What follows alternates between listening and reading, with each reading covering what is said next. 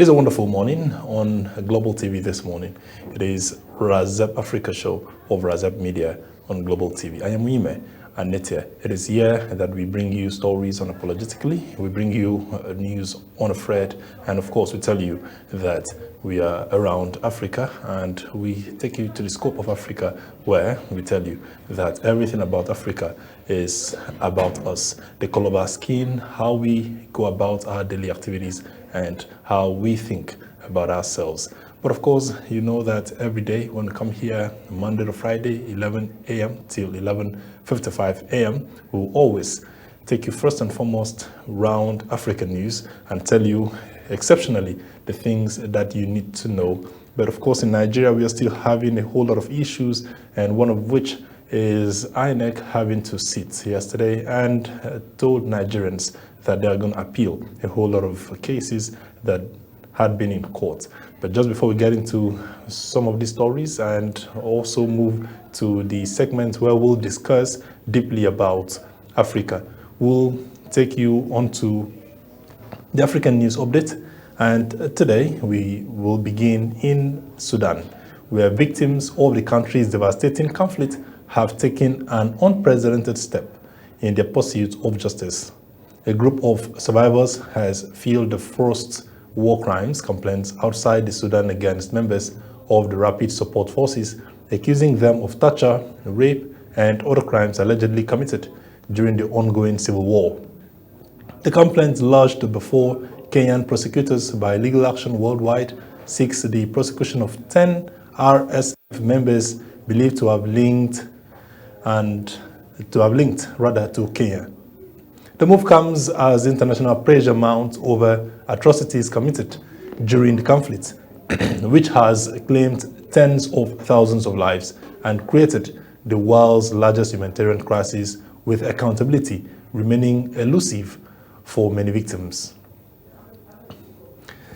Turning now to Nigeria, health authorities are battling a rapidly worsening cholera outbreak in the country's northeast areas. Medicines Sans Frontiers says at least 74 people have died, while more than 7,800 suspected cases have been recorded across Borno State since the outbreak began in May. The surge in infections is overwhelming already fragile health facilities, with treatment centers receiving hundreds of patients surviving and suffering severe dehydration each day. Authorities are now preparing a mass vaccination campaign, while aid agencies intensify hygiene promotion, surveillance, and emergency treatment efforts to contain the disease. Still staying in the region, the World Health Organization has praised Uganda's response to the Ebola outbreak spreading from neighboring Democratic Republic of Congo.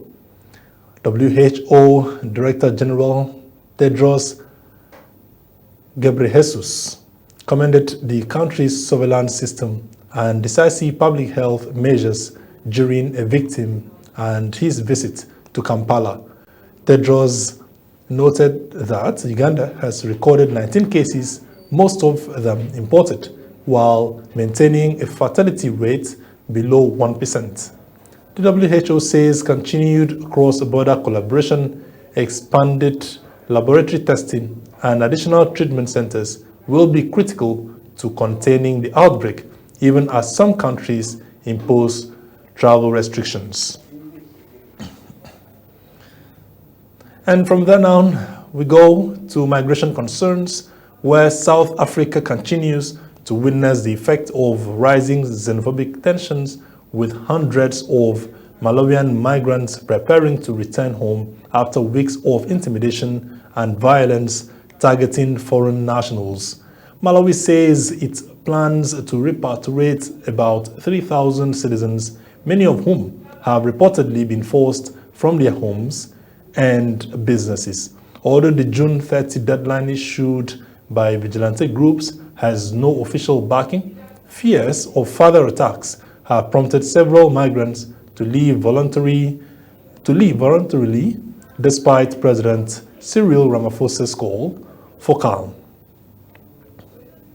Elsewhere on the continent, in Niger, it has commissioned a new power plant built with support from Algeria in an effort to tackle persistent electricity shortages affecting the capital, Niamey.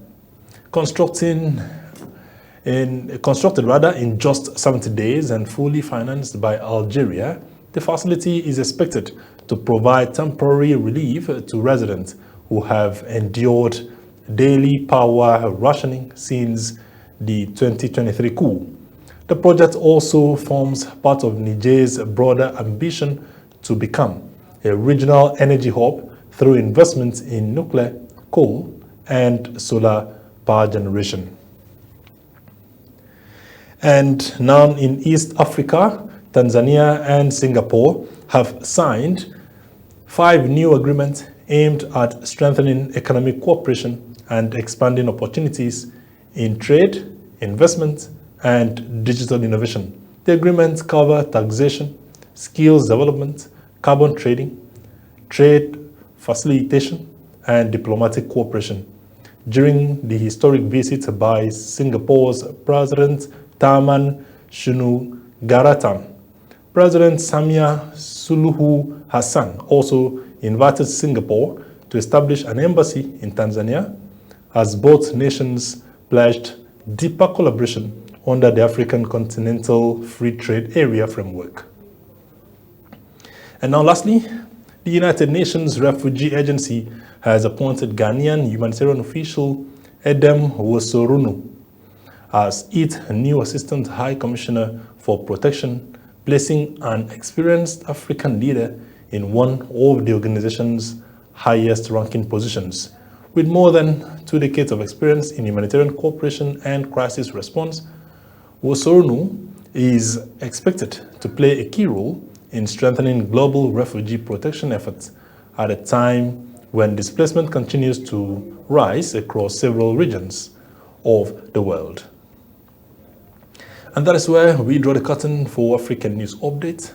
We'll go on a break, and when we return, we'll take you to a discussion that has to do basically with Africa and how Africa is supposed to grow together to make it just one continent as it remains. Do all to stay tuned and go nowhere. This is still RAZEP Africa on Global TV. I am Wima Nete. Good morning.